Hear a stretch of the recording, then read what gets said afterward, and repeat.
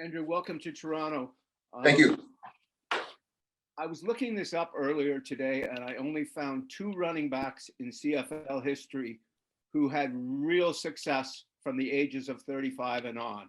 They happen to be the two leading rushers all time. So you're an interesting company.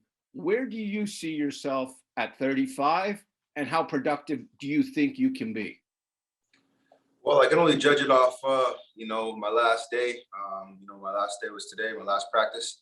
As far as last year's concerned, I wasn't healthy as far as my body wasn't as in good a shape as I was last year, as I am this year. The work I put in this off season, how I felt through training camp, how I felt this week going into our week one game here. I'm feeling confident, I'm feeling strong, I'm feeling ready to be my normal self, and that's moving the chains with in the run game, doing well in pass protection, and being that outlet for the quarterback in the pass game. Did it mean anything to you when Winnipeg couldn't run the ball the other night? It's week one. You can't put too much on it. Obviously everyone's going to have an emphasis to stop the run with Winnipeg.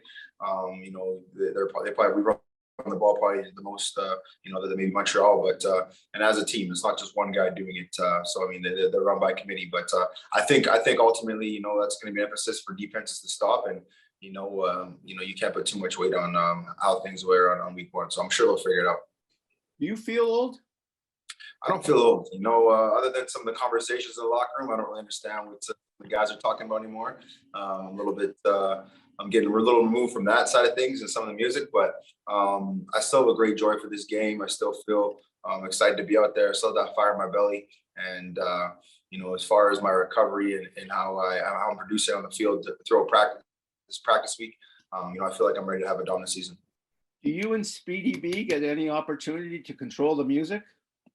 Yeah, we try to. I try to. I got the big speaker by my locker, so we have our regular Mondays, Techno Tuesdays. We have the White Break Wednesday, hasn't been implemented yet, and then Throwback Thursday, and then everything else is whatever the guys want to hear. So that's something that I've always kind of done. I'm trying to push it here, but I might be getting vetoed on all that. So between you and Speedy, you're looking at maybe the last 10 years in the CFL of two of the greatest offensive players, to use somebody, Jagger Davis's words earlier, two first ballot Hall of Famers. What's it like for you guys, being 35 and 34, to be doing what you're doing still and doing it together? Yeah, number one, it's a blessing to still be able to play this game as long as we have, especially at the running back position. You take a bit of a beating, and Speedy's a dynamic guy who takes a lot of hits, and he's a small guy too. So the way that he stayed healthy and had year after year of dominance and success, that says a lot. So his commitment to the game, his talent level, and savviness towards approaching the game from a mental standpoint. Just being around him, learning from how he works and how he goes about his day. We're very similar in a lot of ways, and I think we've already kind of gelled as teammates, as friends off the field, and I'm really excited to be in the huddle with him and know that we got a guy that can open up the game at any point in time, and it could be a deep play, it could be a short play that he just runs past everyone or makes guys miss, and he's a reliable guy that's tried and true, and I'm really looking forward to being out with another guy that when the game's online, they're looking to get the ball in his hands, or myself, and know that we're going to be able to deliver with great success. So what do you expect of yourself? Is 1,000 yards still possible? Is 400 or 500 yards receiving still possible? That's the goal. Obviously, I definitely think 1,000 yards is achievable. I think last year with the shortened season, if I those last 3 games, I think I'm hitting 1,000. Rushing close to 90 plus a game. I was starting to get really into a groove. But again, injuries happen, and maybe a little bit more now that we're a bit older. But my biggest thing is just staying healthy week in and week out, and the yardage and all the other things that come along with the stat side of things will come as they come. I'm not really too focused on it. It's a goal, but I mean, our offense is different here than it was in Winnipeg. So again, I'm just looking to fill the void, help be a leader on in this huddle, and do whatever I need to do to help this team get wins. Last question before letting you go. You're leaving the best team in the CFL, the beginning of it. Are they the best team? I'm sorry? Are they the best team? Well, they have been. Okay.